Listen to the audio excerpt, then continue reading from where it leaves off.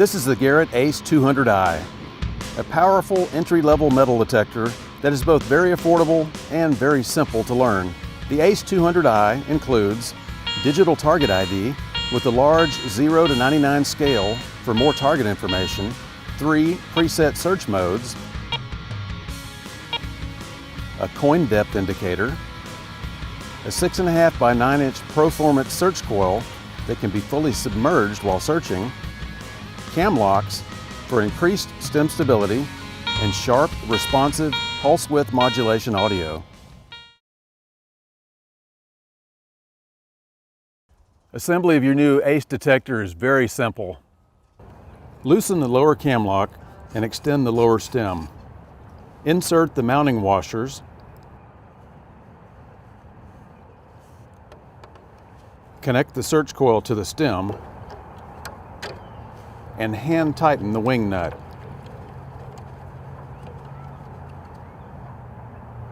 Loosen the upper cam lock. Insert the S stem with the control housing.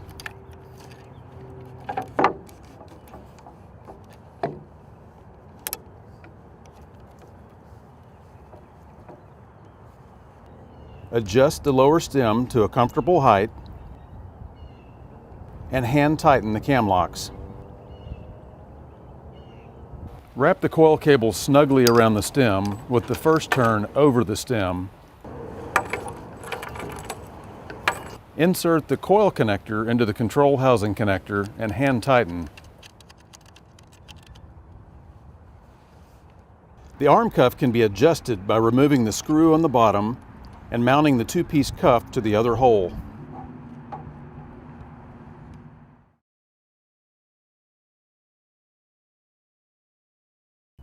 To power on the detector, simply press the power button. To power off, simply press the power button again.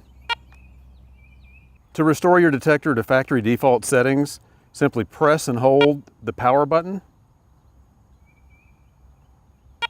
After about 5 seconds, you'll hear a double beep and you'll notice that it has switched into coins mode, which is your factory default setting. When your ACE 200's batteries become weak, this low battery indicator will switch on. You'll still maintain full performance, but this symbol means that it's time to replace your batteries soon.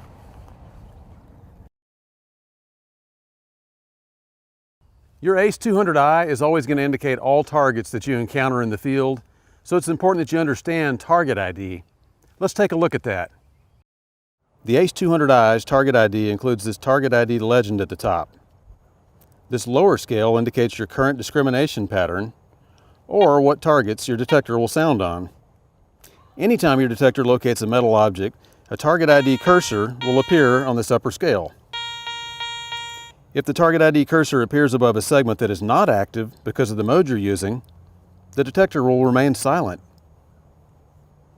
Each target will show with a more precise digital target ID, assigning it a value between 0 and 99. Ferrous or iron items will indicate more toward the left side of your target ID legend, and it will show as lower numbers. Non-ferrous targets, thicker targets, and targets with higher conductivity are going to display more toward the right, with higher target ID numbers. When a target is encountered, you'll also notice that its depth is indicated in 5 centimeter increments. This depth indicator is calibrated for coin-sized items. Be aware that metal items that are very tiny, much smaller than a coin, may actually be sitting shallower than what they show. And the other way around, items that are very large, much larger than a coin, may actually be deeper in the ground than what they indicate on the screen. So keep in mind that the depth indicator is based on coin-sized objects. Also, for your digital target ID, it's important to take note that you want to get your target centered, get it pinpointed as best you can. If you got your target very well centered and you keep your coil swing very level and very flat above the target, you're going to get a more precise target ID. The ACE 200i makes 3 distinctive tones based on a metal's conductivity. I've got 3 targets on the ground here, so let's go over these and listen to these 3 different tones. For a low tone target, I've got this steel washer, and low tone is going to be anything with a digital target ID reading from 0 to 20. So that's your low tone. For mid-tone, I've got this piece of foil. Mid-tone is going to be anything with a digital reading from 21 to 40. There's the mid-tone. And then high tone is going to be anything with a reading of 41 or higher. So that's your high tone or your bell tone there.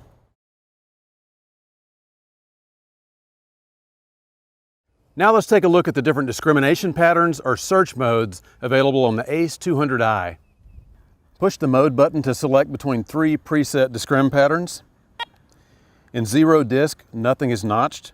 All 5 of the top row pixels are active. Use this mode when a target signal is inconsistent or when you don't know exactly what type of metal you're looking for.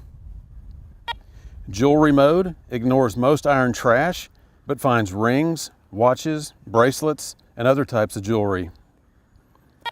Coins is designed to find all coins and eliminate common trash like foil, iron, and pull tabs. Be aware that some small jewelry that reads the same as foil could be ignored by this pattern.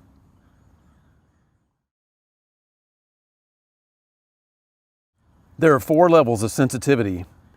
Increased sensitivity when you're looking for a very small item or a very deep item. Decreased sensitivity when the detector is behaving erratically due to excessive metallic trash or highly mineralized grounds. It's time to begin searching with your ACE detector. If you're new to metal detecting, try hunting in areas with sandy and loose soil, or maybe even a playground lot, to make it easier to learn how to use your detector to pinpoint and dig targets. Keep the coil close to the soil at all times and swing it very level for the best results. Walk slowly in a straight line, swinging the search coil side to side at a rate of about 1 meter per second. Overlap the coil by half its length over each search area. When you find a target, it's very important to pinpoint as best you can. This will help you recover your target faster and to dig a smaller hole. Draw an imaginary X on the ground with the search coil at the place where the maximum sound occurs. Many veteran treasure hunters will scan back and forth over the suspected target area and then move to the side in order to scan again in a perpendicular fashion over the same area. Dig your recovery hole at the cross point of your imaginary X. Always make as small a hole as possible and always fill in your dig area completely. To better understand your ACE 200i, it's recommended to do some bench tests. And what we got here is you want to get an area where the detector can lay very level, have the coil straight up like this and away from any metallic objects. I've got it set in the zero disc mode, and I've got a variety of targets here so we can hear low tone, mid tone, and high tone. You can also see the digital target ID numbers that come up with these. Be aware though, if you're used to seeing digital target ID or VDI numbers on other machines, what you see on the ACE 200i may look different. You may see some different readings on certain targets. Different machines are going to act differently, so be aware of that. And that's the point of testing and learning the machine you're going to hunt with. So let's start with some low numbers. This is iron. This is a little washer. Low numbers, low tone sound. I have a nail here. And if I change the orientation of the nail to the coil, notice I've got fairly consistent low numbers. As I go this direction with it, they start jumping around a little more. That's the orientation of targets, especially with iron. So that's an important thing to note as you're testing. Here's a piece of foil. Got a mid-tone sound up in the high 20s on the numbers. Small gold ring. Now we've jumped into a high tone sound in the mid 40s. A pull tab from a drink can. That one's hitting up in the high 50s. Again, all high tone sounds.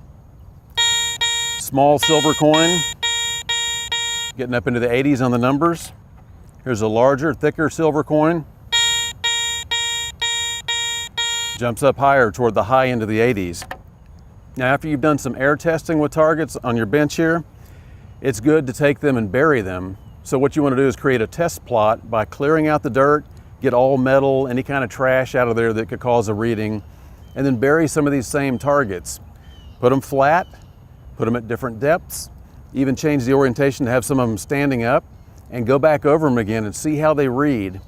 The more you learn from bench testing, in the air, also in the ground, the more you're going to understand your machine and the better you're going to do when you get out there digging.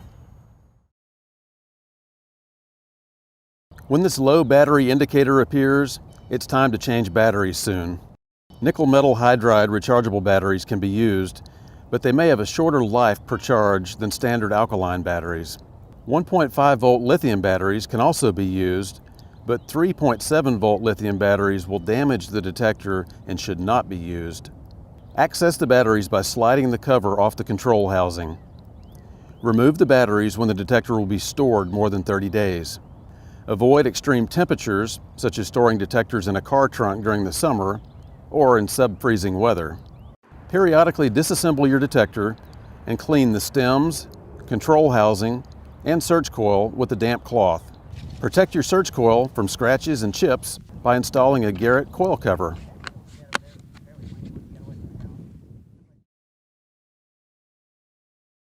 Expand your search options with one of these Ace Series accessory search coils.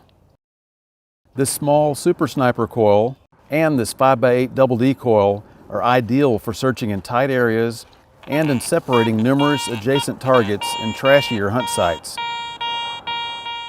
Larger concentric search coils provide the greatest detection depth and the largest possible detection fields. The Garrett Pro Pointer is highly recommended for all detectorists to speed their recovery of detected targets, to dig smaller recovery holes, and to identify multiple targets in close proximity. The Pro Pointer AT can even be used underwater to a maximum 10-foot depth. This environmental cover-up helps protect your control housing electronics from dust, mud, and rain. To learn more about your new ACE detector and to see the latest Garrett accessories, be sure to visit garrett.com.